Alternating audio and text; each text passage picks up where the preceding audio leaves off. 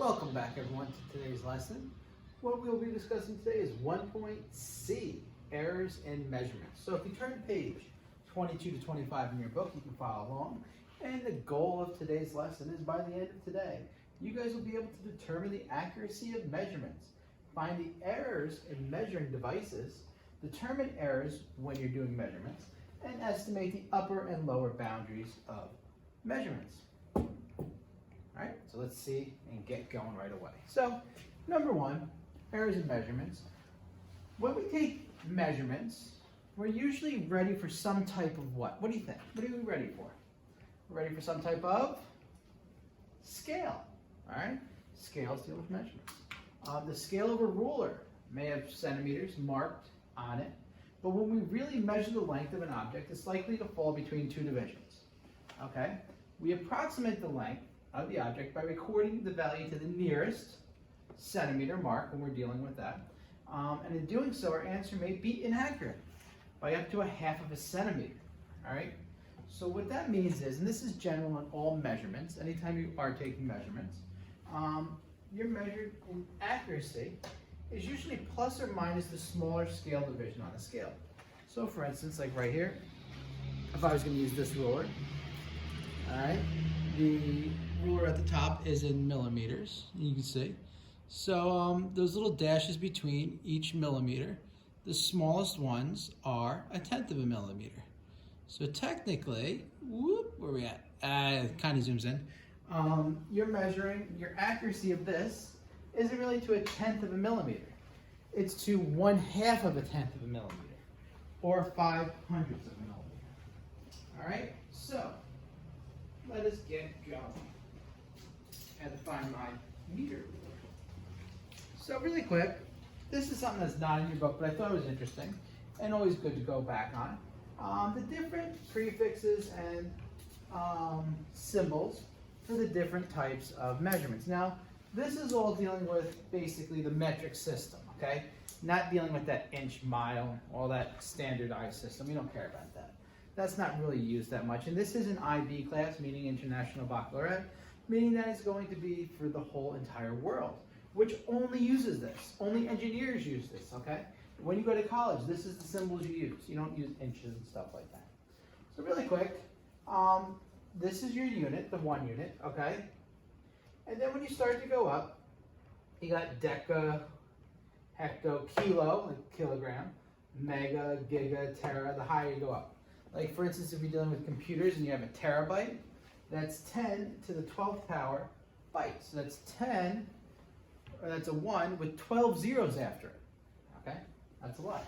Kilogram, all right? 1 kilogram is 1,000 grams. Hecto is like 100, deca is like 10. All right, and these are the symbols.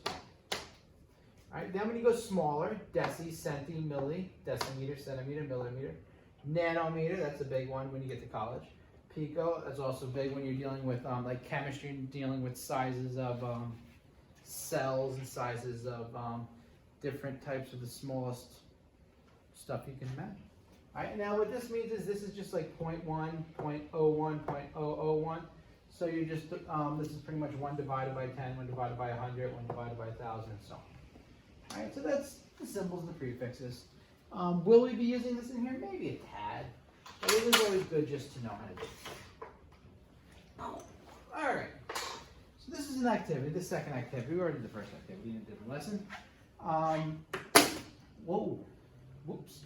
Examine the variety of measuring instruments at school and at home. Make a list of the names of these instruments and what they measure and what units they are, the degree and accuracy which they can measure. So what I want you guys to do real quick is think of a bunch of different measuring tools you have at home right now with you. All right? Then we'll discuss it as a class. So for instance, this right here is a simple ruler.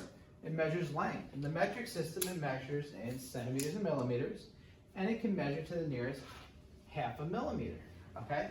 Now, some tools that I have here is I have a regular ruler. This ruler happens to measure in inches and millimeters, like I told you before. I have I believe this is a yardstick. Okay, this is a yardstick. This is exactly 3 feet. I have the end taped off so you can see when I point to things. If I had a meter stick, That's a little bit of a different size. That would measure to 1 meter or 1,000 millimeters. Okay, do I have anything else over here? And this pencil, I don't think. I also got one of these. This is a little bit of a larger ruler. This is actually a 1/2 meter long. So it's 50 millimeters. All right, it's also about 19¼ inches. Why do I have this? I use it to stir things for my 3D printer. That's really it. All right, and then you can have like tape measure, stuff like that. Here's the next example. Ling used a ruler to measure the length of her pencil case. She records the pencil case to be 18.7 centimeters. Oh, duh, this is 50 centimeters, not 50 millimeters. And then the ruler I showed you before, this is 30 centimeters, and these little dashes between are your millimeters. So it's accurate to a 1/2 meter, a 1/2 millimeter. Brain's not working that great today. All right, so find the range of values which the length may lie. So 18.7 centimeters. So first thing you would do is, how many millimeters is 18.7 centimeters? What do you think? If you said, so we have our length, that's what we deal with. So 18.7 centimeters is 187 millimeters. Because centi is 10 to the -2, milli is 10 to the -3. So it's a factor of 10 smaller. So measuring devices must be accurate to the nearest 1/2 of a millimeter, right? Or the nearest 0.1 centimeters. So the range of values is going to be what? What do you think the range of values is going to be? What number plus or minus 1/2 of a millimeter? If you said 187, you are correct. So that means 187 plus a 1/2 millimeter is like 187.5, and then you have 100. Here you go. When you subtract a 1/2 millimeter, the smallest number is 186.5 millimeters. The largest is 187.5 millimeters. So your number is somewhere between those two. All right, now, if I want to convert these back to centimeters, you wouldn't have this be a 1/2 centimeter. You would just have to convert it back here. So you take this number and you divide it by 10. So it'd be 18 point, not 0.7, but 0.65. So 18.65 centimeters to 18.75 centimeters. All right? Because you can't use a 1/2, it's a 1/2 of a millimeter, which is technically a 1/2 of a 1/10 of a centimeter, or 0.05, 500ths. Got it? Ready to move on? Yeah. All right, state the accuracy of the following measuring devices. I'm going to start easy, get a little bit tougher. So, first one, a tape is marked in centimeters. So what is our device we're using here? Centimeter. So it's going to be, what do you think? Plus or minus a centimeter. All right, so you look at your accuracy, and it's plus or minus that unit. So what do you do? B, C, D, and T to get it. Got it? Measuring a cylinder, 1 milliliter graduations. Our milliliter is our lowest measurement, so it's going to be plus or minus 1/2 of a milliliter. Right? A beaker with 100 milliliter graduations. So is it 100 milliliters? So that means every mark is at 100 milliliters. That's what that graduation is. So is it going to be 1 or is it going to be 100? What are you taking a 1/2 of? The 100, because that's where the marks are. So it's plus or minus 1/2 of 100 milliliters, which is plus or minus, half of 100 is 50 milliliters. Right? A set of scales with marks every 500 grams. So that means only at the 500 gram things do you have marks. So we do plus or minus 1/2 of 500. Okay, it's not always the unit. Okay, it's the unit plus whatever number's in front, wherever your mark is. So it's plus or minus 250 grams.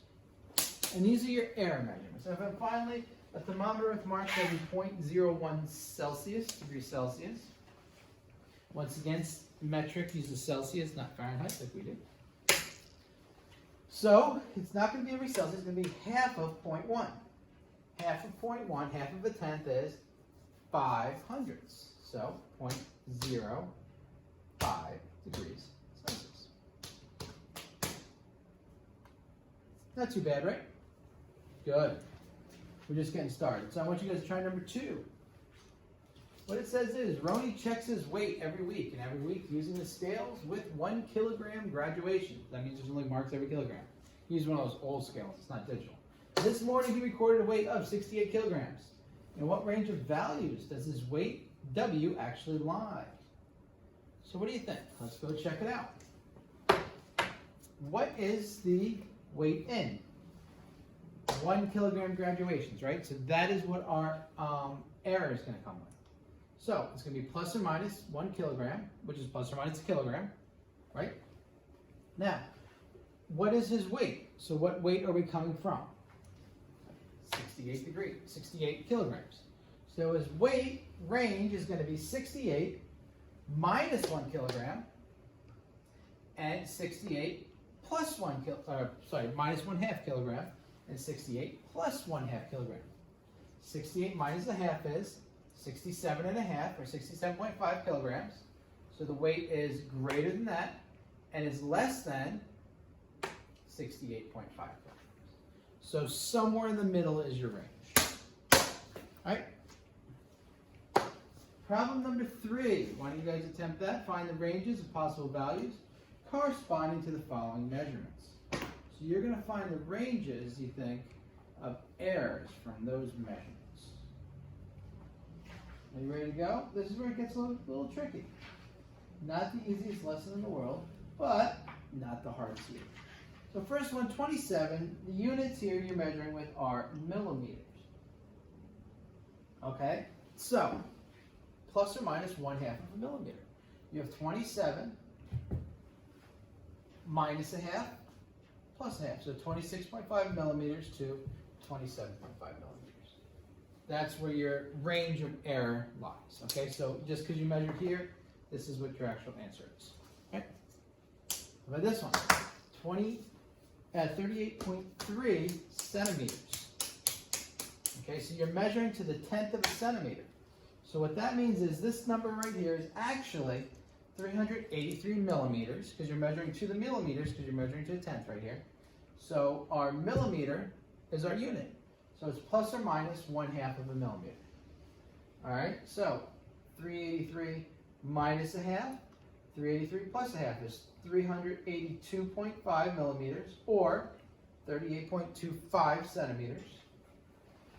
383 and a half millimeters, or 38.35 centimeters.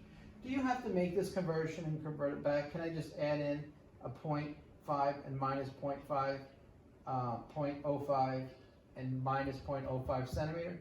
Of course you can, but by converting it, you can say millimeters is what you're measuring. All right? 4.8 meters. Now, you got a decimal here. So that's going to be actually 48, remember what D stood for? Decimeters. Decimeters. That's what's a little bit more than a centimeter. So, plus or minus 1/2 decimeter.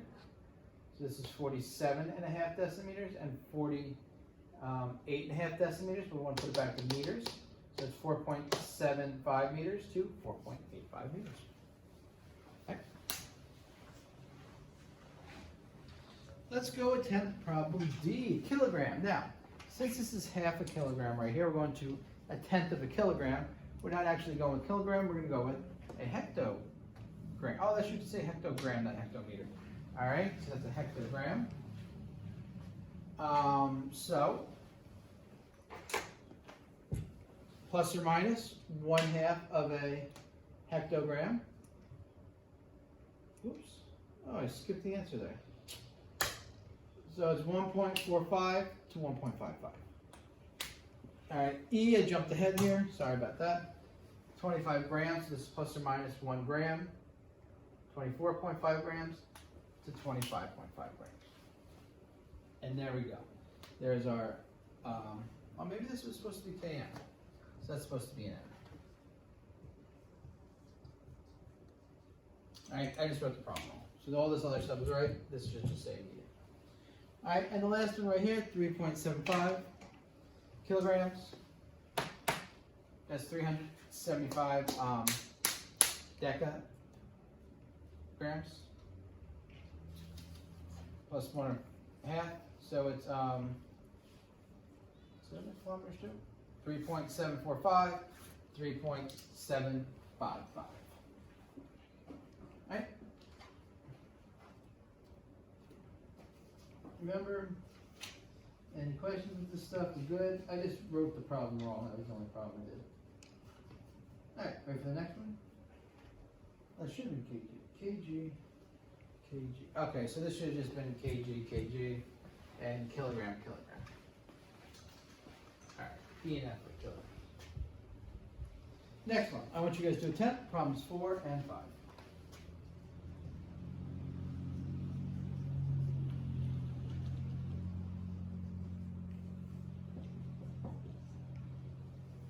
Alright, you should be done. Tom's digital thermometer said he has a temperature. It was 36.4 degrees Celsius. At what range of values did Tom's actual temperature lie? Well, we're going to 0.1 of Celsius here. Celsius is the term we're going here to, but we're going to a decimal of 0.1. So, half of 0.1 Celsius is 0.05 degrees Celsius. Now the number we started with right here is 36.4. So it's 36.4 minus 500 and 36.4 plus 500. So our answer here, 36.35 degrees Celsius. T is greater than that, and it's also less than 36.45 degrees Celsius. So it lies somewhere between the two. All right? Any questions involving that problem? You all good? So it's minus 500 plus 500. All right. Problem 5, should be done with that one. Joanne's exercise watch displays the distance she has to run to 3 significant figures. State the least amount of distance Joanne could have run if the watch displays the following. All right. So let's check your accuracy. This is going to 6/100ths of a kilometer. So I have to take 6/100ths and subtract 1/2 of, we're accurate to the 100th, right? So half of 100. And then I'm going to do 1.06 minus 5,000ths kilometers. So the answer is 1.055 kilometers. All right? Because we're just doing least distance. We're not doing greatest distance, so we're not adding. All right, right here, once again, this is a 10. So it's 9.72 minus, because it's the least distance, 1/2 of a 100th of a kilometer. 9.72 minus 5,000ths of a kilometer, and that's 9.715, or 9 and 715,000 kilometers. Right? Last one. This is going to a 10. So it's 10.1 minus 1/2 of 1/10 of a kilometer. 10.1 minus 500ths of a kilometer. So our smallest distance is 10 and 500ths of a kilometer. And now we're going to move on to number 6. What it states is 4 students measured the width of their classroom using the same tape measure. The measures were 6.1, 6.4, 6, and 6.1 meters. What you want to know is which one of these measurements is bad. So number 1, why don't you take a garner? Should have said 6.4. That's pretty easy. It's the one that's least like the others. Now, the mathematical reason why that's correct is very simple. It's not in the error range. So what does that mean, not in the error range? That means that you have an actual range of measurements. Find the range. So can you find the error range for this? Plus or minus how many meters do you think is the error range?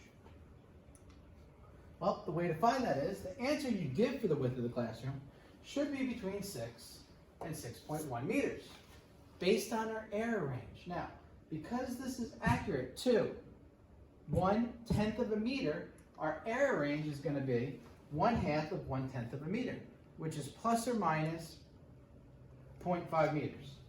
So if I take the average of 6 and 6.1, 6 plus 6.1 divided by 2, I get 6.05, right?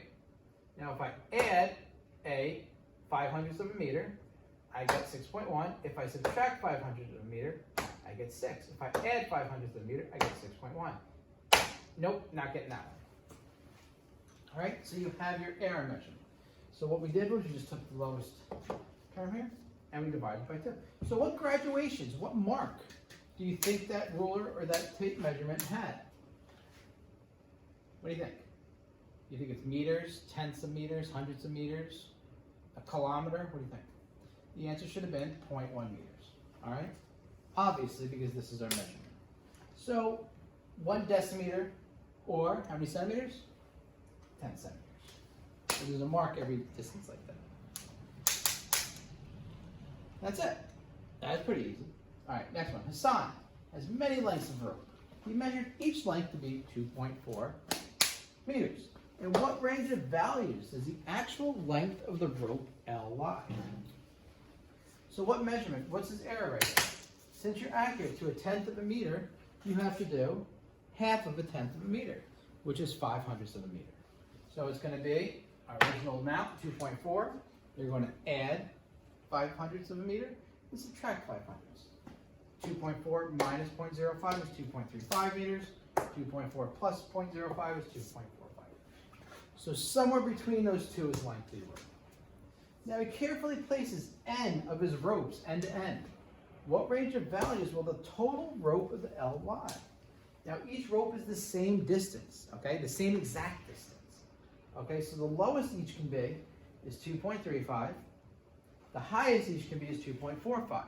So if you have n number of ropes, how can I represent that in a type of equation like that? What do you think? If you said you can just multiply each one of these by n, you were correct. So this is 2.35 n meters and less than 2.45 n meters. So for instance, if there's 10 ropes, the total rope would be between 235 and 245 meters. If there was 10 ropes, it'd be between 23.5 and 24.5 meters. If there was a half a rope, well, you wouldn't have a half a rope. It would have to be whole numbers. All right, you got it? Awesome. All right, next one. Now we're going to go up a little bit here. So the way this works is very simple. You have a 800 meter race at the sports carnival. That 800 meters has nothing to do with a run. The time recorded from Jiao and Liang, I think that's how you say the name, were 2 minutes and 8 seconds and 2 minutes and 13 seconds, respectively. Find the range of possible values for times t, which Jiao beat Liang. So beat him. What times do you think he could have beat him by? So let's go look at number 1. Jiao, how fast did he run? He ran at 2 minutes and 8 seconds. How do we know? Respectively. So Jiao, 2 minutes and 8 seconds. That means he went first. All right. Now, we're going to take that 2 minutes and 8 seconds, and what we're going to do is, what? What do you think? What is the unit you're measuring by? Seconds. So, this is, we're going to convert to seconds, 128 seconds. Now you may say, how in the world did you convert 2 minutes and 8 seconds to that? 60 seconds in a minute. 2 times 60 is 120, plus 8 is 128 seconds. How fast did Liang run? Liang ran 2 minutes and 13 seconds. Okay, because he was the second one here. This is the second measurement. 2 minutes and 13 seconds. 2 times 60 is 120, plus 13 is 133 seconds. All right? Any questions? Good. What's the lowest thing? What's our error? What are you measuring to? You're measuring to seconds, so our error is going to be plus or minus what? 1/2 times 1 second, which is plus or minus a second, or 0.5 seconds. All right, so you're going to add a 1/2 second and subtract a 1/2 second from each one of these. So Jiao, 128 meters plus or minus 0.5 seconds is 127.5 seconds. And he's going to be greater than that, and he's going to be less than 128.5 seconds. All right? Why don't you try Liang? Good? Take is 133. Plus, this should say seconds. Plus or minus 0.5 seconds. All right? So you got 132.5 seconds and less than 133.5. These should be S's, not M's. My bad. All right, so is there any chance that he could beat him? No, because this is the lowest time he can run, this is the highest time he can run, so there's no, definitely he won, okay? Now, when we check out the lower ranges, so we want to find the possible values that he could have beat him by. So, the lower range is, he ran his fastest race, Ling, and Jiao ran his slowest race. So, worst case scenario, Ling loses by, subtracted to 4 seconds. So that's the least amount of time he could have lost by. The upper range is the fastest Jiao could have ran, and the slowest Ling could have ran. Subtract these two. 133.5 minus 127.5. That answer is 6, okay? You wouldn't do 133.5 minus this, because that gives you 5, and when you subtract these two, that gives you 5 too. So that would just be the average of the two. Your actual answer would be, the time that Jiao beat Ling by was between 4 and 6 seconds. Right? And for an 800-meter race, that, in case you guys are wondering, is 2 times around the track. So that's a pretty far race, the 800. Right? The track around the football field. Now, what you can also do is you can add these two together and divide by 2, find the average. 4 plus 6 is 5. Is 10 divided by 2 is 5, right? Subtract the 2. 6 minus 4 is 2, and divide that by 2. 1. So the time is actually 5 seconds plus or minus a second. So 5 plus 1 is 6. 5 minus 1 is 4. If you want to get fancy. All right? We're not getting to that yet, but we will get to it very shortly. This is how we're getting to it. Now what we're going to do is boundaries. Boundaries. So, what is a boundary value? Boundary value is the smallest and the largest values that the actual value can be, as what we just did right there, okay? So here's an example. I want to give you an example before we did this to see if you can come up with it on your own. It says a rectangular board was measured as 78 centimeters by 24 centimeters. Okay, so it's a small board, but it's a board. Find the boundary of values for the perimeter. So you want to know the largest that perimeter can be and the smallest that perimeter can be. So you have to find out, for this one, the lengths and the widths. So if you take the smallest possible length and the smallest possible width, that will give you the smallest perimeter. The largest width, largest length, that will give you the largest perimeter. So, first thing, the length of the board. Well, rectangular board is measured by, it goes length by width. So length is 78 centimeters. So what can the board be? Because we're measuring to the nearest centimeter, it's going to be plus or minus a half of a centimeter. So 78 minus a half is 77 and a half. 78 plus a half is 78 and a half. The width of the board, well, the width is 78 by 24. Because you're measuring to the nearest centimeter, your error is plus or minus 1 half of a centimeter. 24 minus a half a centimeter is 23 and a half centimeters. 24 plus a half a centimeter is 24 and a half centimeters. Right? So these are my lowest values, and these are my highest values for my length and my width.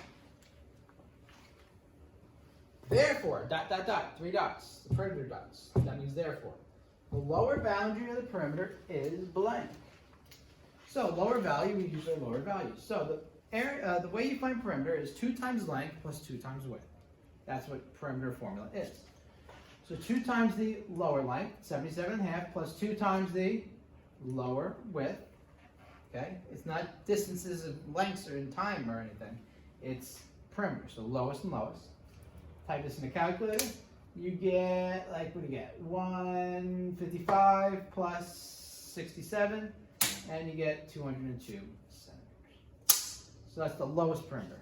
The upper, 2 times 78 and a half, which is 147, plus 2 times 24 and a half, which is 49, 206 centimeters. So it's not that much of a difference, but you do have a slight error. So the perimeter is somewhere between 202 and 206 centimeters. Now, what I told you before, the way you could write this is 204 plus or minus 2 centimeters. The way I do that is 202 plus 206 is 408 divided by 2. The average of these two is 204. You subtract the 2, 204, 206 minus 202 is 4, divided by 2 is 2. 204 plus 2, 206, 204 minus 2, 202. That's it. Ready to try some on your own? Told you it gets a little tricky. Why don't you guys attempt problem number 9?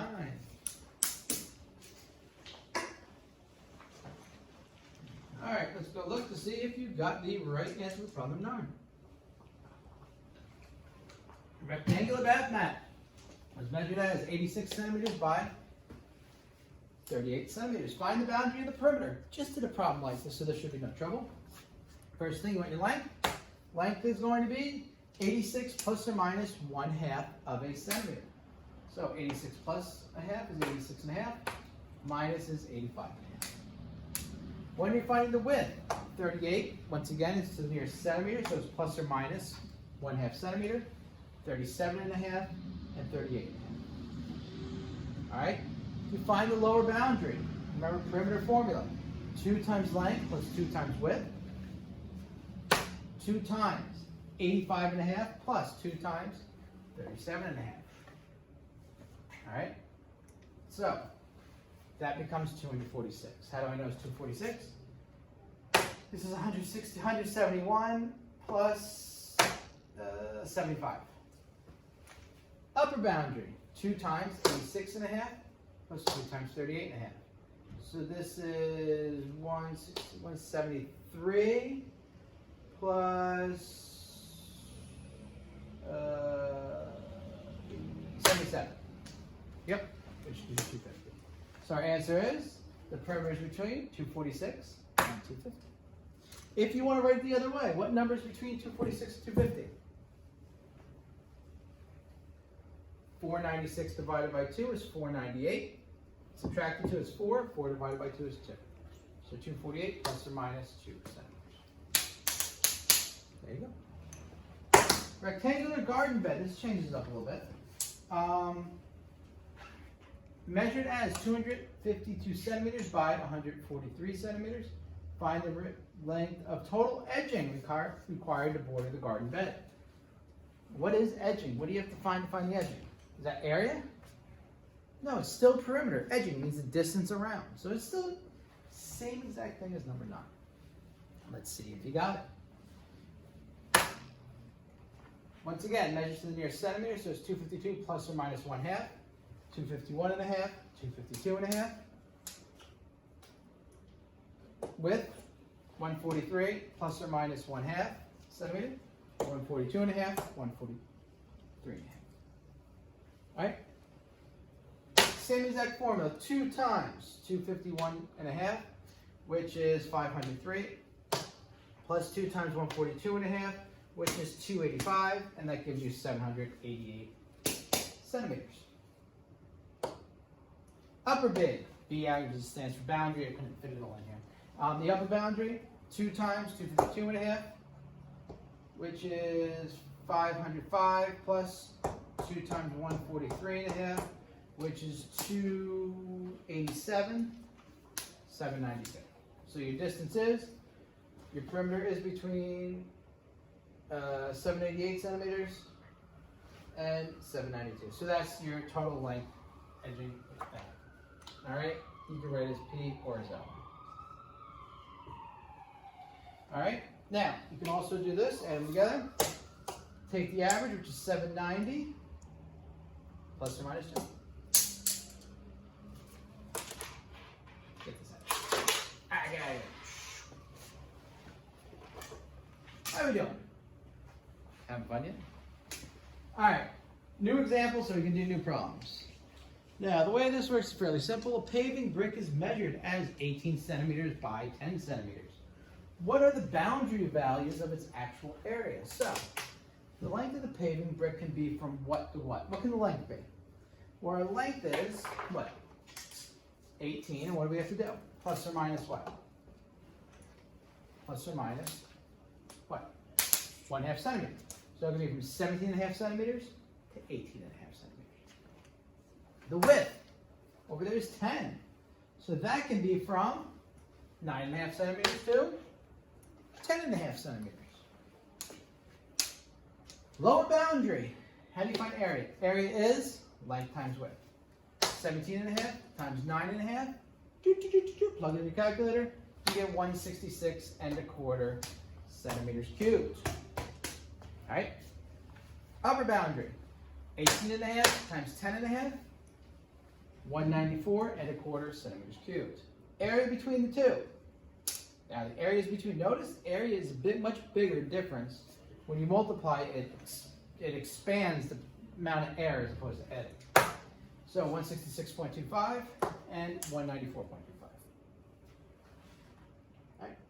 That's our first part. Our second part, what we did before. The way you do this is, remember, you take the average. Now it's a little bit larger part, so it's harder to do. If you want to write it like you've been writing it, you take the two numbers, you add them, 166.25 plus 194.25, and then you divide them by 2, and then you do plus or minus the air, which is 194.25 minus 166.25, always bigger minus smaller because you want a positive number, divided by 2. Average of this, average of the air. So this is, what is this? Like 360.5 divided by 2 is 180.25. This becomes 28 divided by 2, which is 14. So it's 180.25 plus or minus 14 centimeters squared. I started showing you that a couple slides ago, so this is just an expansion on that. All right. I went early with it. Give you guys more practice. So, try problem 11, try problem 12. Making good effort, making good time here.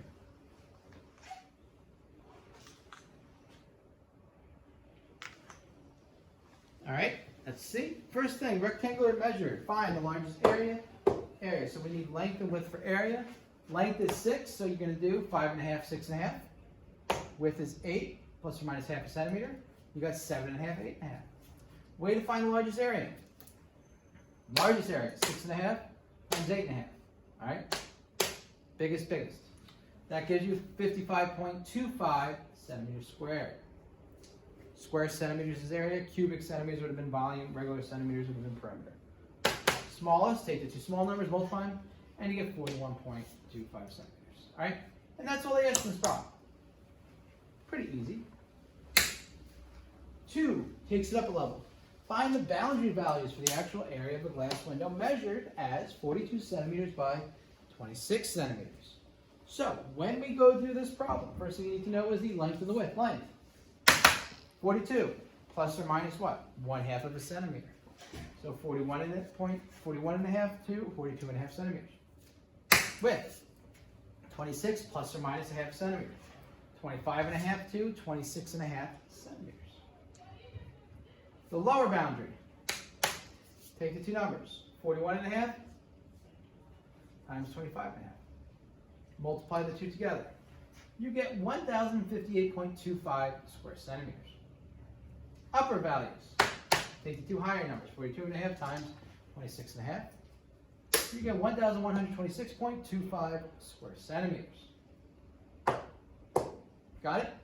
All right, now, your answer is between these two. So the area is greater than this number and less than this number. Now, we want to write it the other way. You're going to find the boundary values. So you take these two numbers, you add them together, and then you divide by 2. Take these two numbers, subtract them from each other, and then divide by 2. You get 1,092.25 plus or minus 34 square centimeters. All right? Perfect. All right, problems 13 and 14. Oh, they're animated already. Well, I gave you some hints on this one.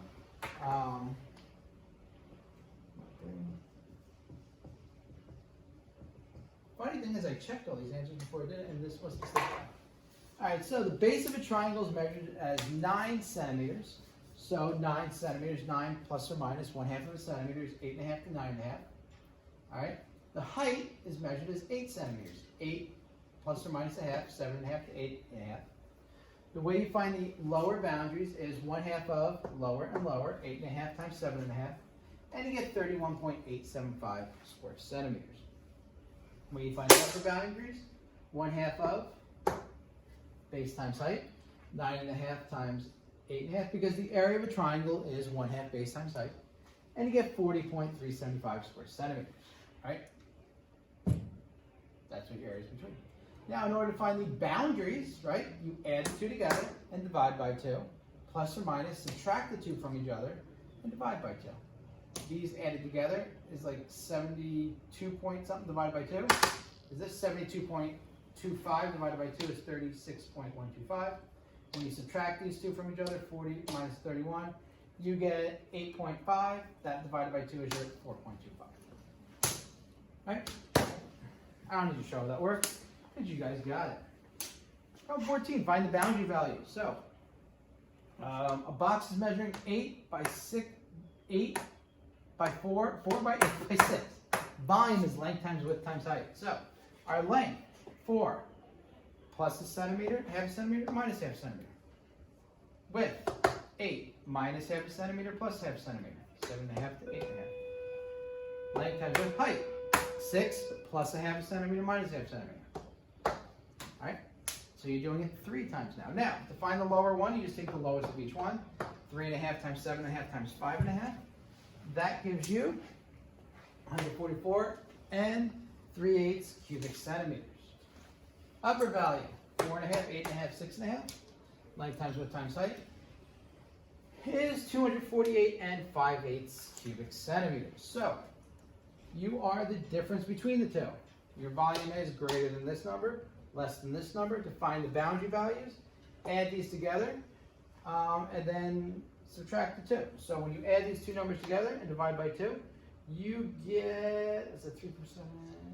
I think 393 divided by 2 is 196.5, plus or minus. When you subtract these two, you get 104.25 divided by 2 is 52.125. Right? Pretty easy. Do 15 and 16. We're almost done. Alright, 15. Find the range of values for which the actual volume of a house of brick. 21.3, 8.9.8, 7.2. Now, we're not getting to the closest centimeter. We're not rounding to the centimeter. What is our estimation going to use? What's our error? It's not plus or minus a half a centimeter. It's going to be plus and minus a tenth of a centimeter, right? A half of a tenth. Half of a tenth is 500. So 21.3 plus 0.5, 21.3 minus 0.5. So it's 21.25 to 21.35. Same thing, 0.05. 9.8 plus or minus 0.05. 9.75 to 9.85. 7.3 plus or minus 0.05. 7.25 to 7.35. Lower limit, boom, boom, boom, add them all together. Multiply them all together. All right? You should get 1,502 and 1,100 centimeter cubes. Take the 3 highest, multiply them, 1,545 and 6,900. Answer somewhere between these two. If you want to find the boundaries, add these together.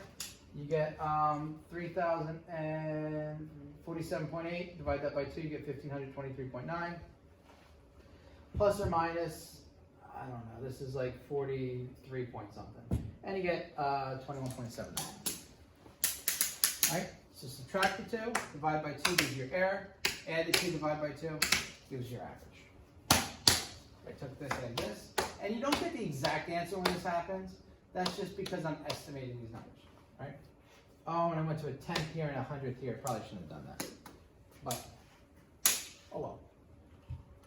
Problem number 16. Cylinder measured to have a radius of 5 and a height of that. Find the value of the cylinder's volume. A cylinder's volume is pi r squared h. So first thing we need to do is get the radius, measured to the closest centimeter for 5 plus or minus a half a centimeter. And then you need your height. Height's 15 plus or minus a half a centimeter, 14.5 to 15.5. Now, as I said, the volume is pi r squared h. So it's pi 4.5 squared times the height, and that gives you 922.45 cubic centimeters. Pi 5.5 squared times height, and that gives you 1,473.01 cubic centimeters. answers between the two of them. You want to find your boundary values. Add the two together, divide by 2. Subtract the 2 together, divide by 2. You get 1197.73 plus or minus 275.28. Alrighty? Awesome.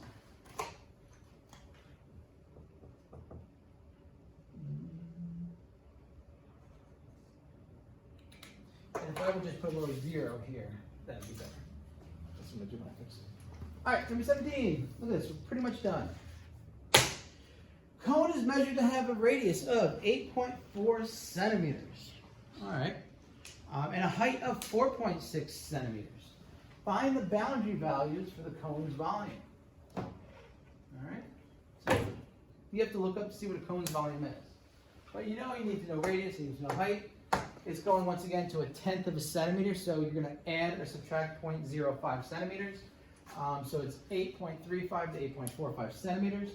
The height, 8.55 to 8.65 centimeters. The lower value, volume of a cone is 1/3 pi r squared h. Okay, 1/3 pi r squared h. So 1/3 pi r squared times h gives you 332.21 cubic centimeters. Upper value, 1/3. Bigger radius, bigger height, and you get 347.69 centimeters cubed. This is all just work in a calculator. So your volume is between these two numbers. Add the two, and then subtract the 2 and divide both those answers by 2. Gives you your boundary limits. Problem 18, Eco measures the diameter of a ball to be 18.2 centimeters. Do you expect Eco's measurements to have more of an effect on the calculation of the ball's surface area or on the volume? Explain your answer. So what do you think? We're going to discuss this in class, but what do you think? Think in your head. Well, surface area of a ball is 5 pi r squared. The volume of a ball is 4/3 pi r cubed. So, do you think the error is going to affect the surface area or the volume more? You should have said volume. Now, if you said volume, good. Or if you said surface area, not, it's okay. Why is the answer volume? Think of that. It's because the volume formula involves cubing the radius. So you're multiplying it radius times radius times radius. So messed up answer, messed up answer, messed up answer 3 times. This one you only multiply it twice. Messed up answer by messed up answer. So the more times you're multiplying stuff by something that's messed up, the farther it gets away from a truthful answer. Now, if that doesn't make sense to you, I made a proof for you. Now you didn't have to do this, but this is a good way to explain it. So here's the Eco's measurement. Diameter of the ball is 18.2. I'm going to solve this problem for you and show you the difference. Actually, you guys solve it first. Now I'm going to solve it. So, since the diameter is 18.2, now I messed this up when I initially did it. You need to find the radius. The radius is half the diameter. The diameter is 18.2 centimeters. So the radius is not 18.2. It's half of 18.2, which is 9.1 centimeters. Now, that means that my high and my low for my radius is going to be plus or minus 1/2 of a centimeter. All right, so plus or minus 0.05 centimeters, so 9.05 to 9.15. So now let's see what our lower and our upper limits are for the surface area and the volume. Now the lower limit, we said the volume for surface area, the surface area formula is 4 pi r squared. So 4 pi, lower limit, squared, is 1,029.22 centimeters squared. Upper limit, 4 pi 915 squared. 1,502.9 centimeters squared. Way you find out your percent error is you're going to use your boundaries. So the boundaries here is add the 2 together, divide by 2, plus or minus add the 2 together, divide by 2.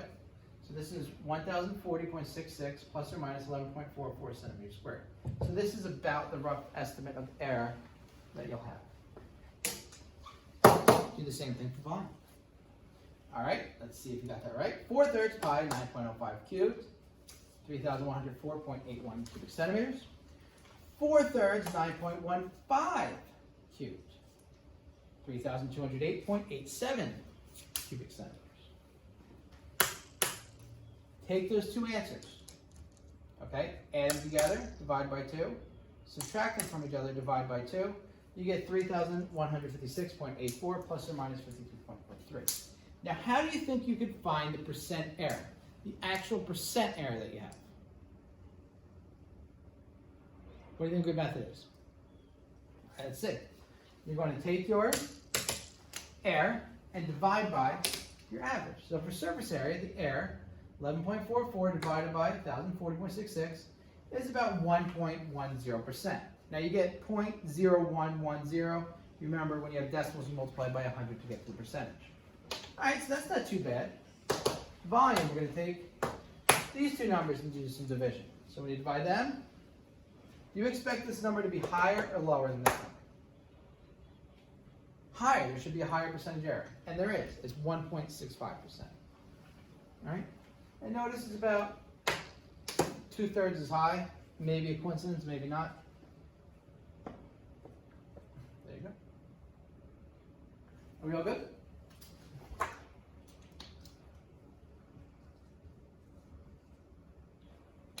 Like it. All right. Well, the last questions. This is a double tip. Rachel measured the side lengths of a square-based pyramid to be 4.6 centimeters and the height to be 5.2 centimeters. Find the boundary values for the volume. So pyramid. The formula for a pyramid, the volume, is 1/3 the area of the base times the height. So since this is a square-based pyramid, it means the base is a square. So first thing we have to do is find the area of the base. So what can we use to find the area of the base? Well, we have side lengths of the square base. So area of the base, area of the square, is s squared, right?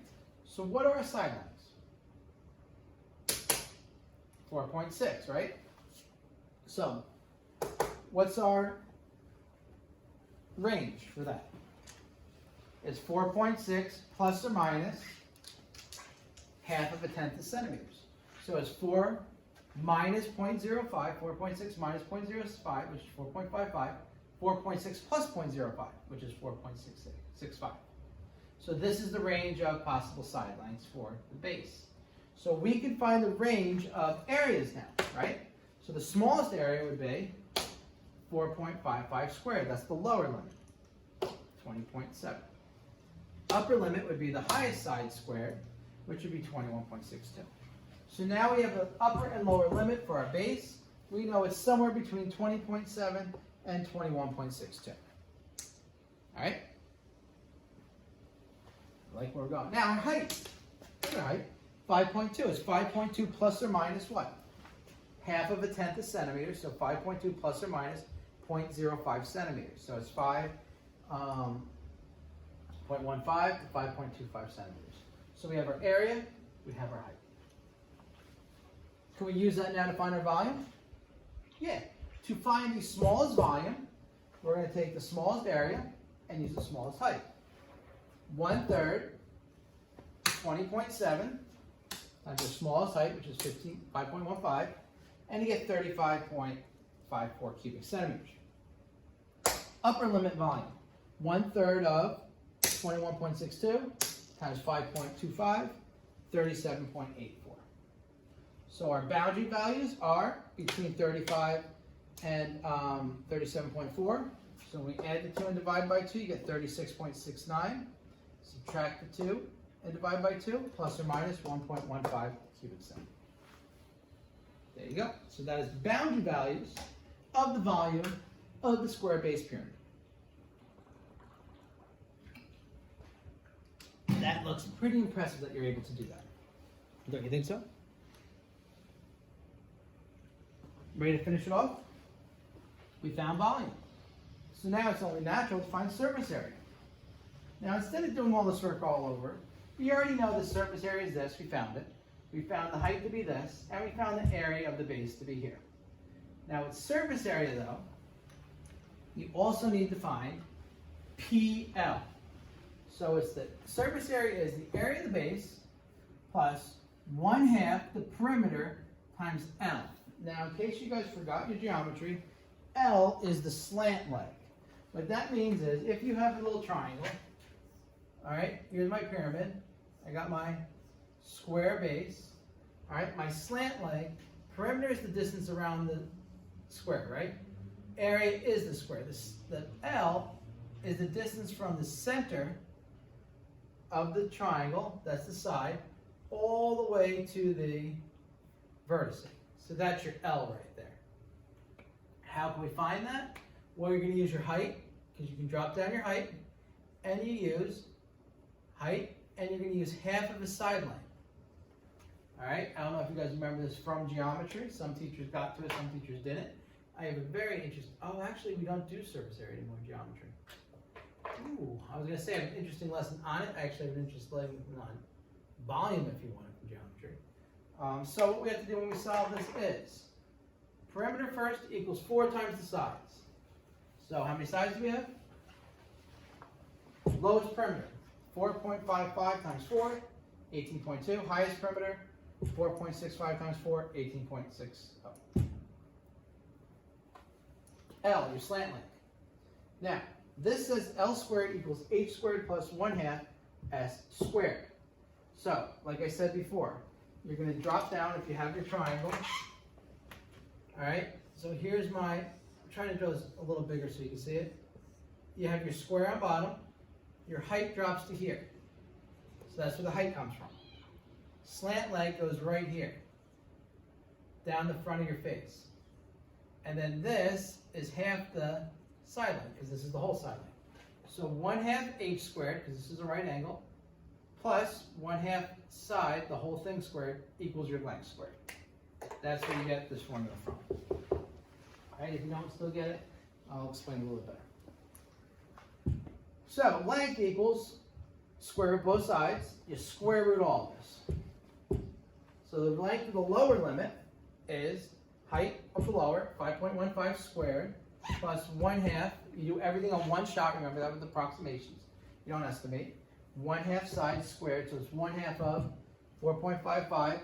Enter, quantity squared. Square, square, add them together, second square, so square root it, and you should get 5.63. Rounded to 3 sig figs. Upper limit, height, we're going to use this as our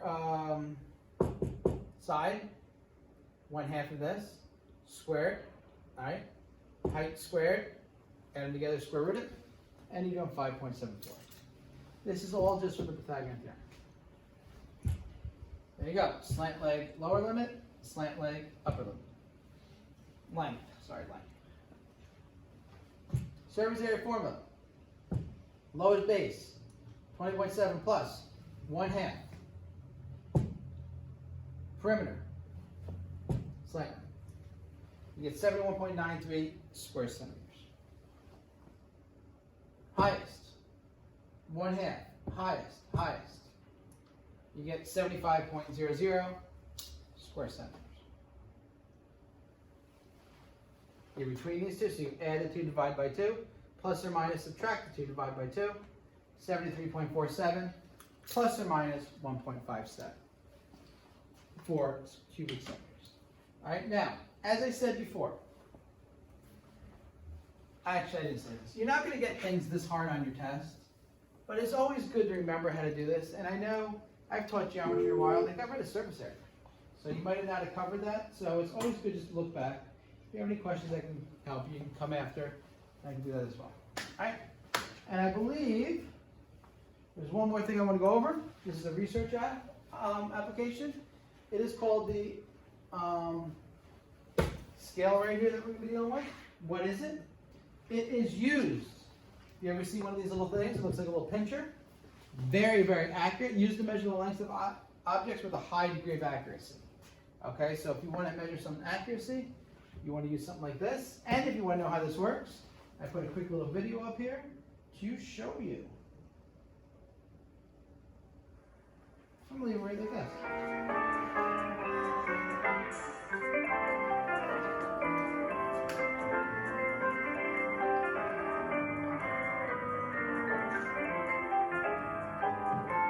The jaws, you can measure inside or outside. This is if you're measuring inside your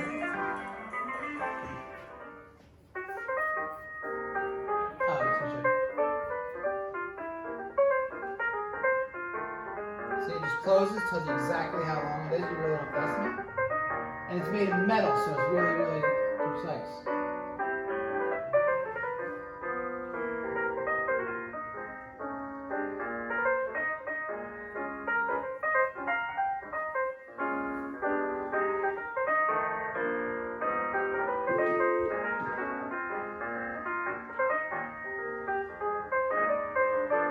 This is just telling you a little bit how to measure with it. The key is the outside one's grip, and pretty much goes by 10 in this case.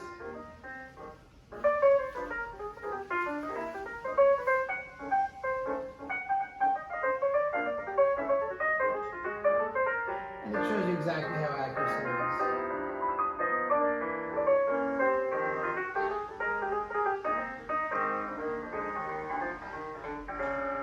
Inside diameter, this is a neat little thing too.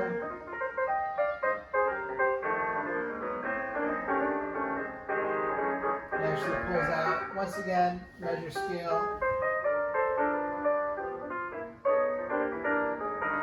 So you're using two different scales, one to see about what it is, and the upper one is the more accurate one. That shows you exactly to the, right there, the thousandths of a centimeter. It also has something on here where you can measure depth. If you can see the thing's extending down there, and then what happens is based on that is how much this opens up, and then the scale goes there as well. Alright, so you can measure inside diameter, outside diameter, depth. Very, very accurate tool. Once again, using the bottom piece and the top piece to measure with it. We don't have any for you guys to use. Maybe I'll get some and help you guys out. Measure a little bit with it.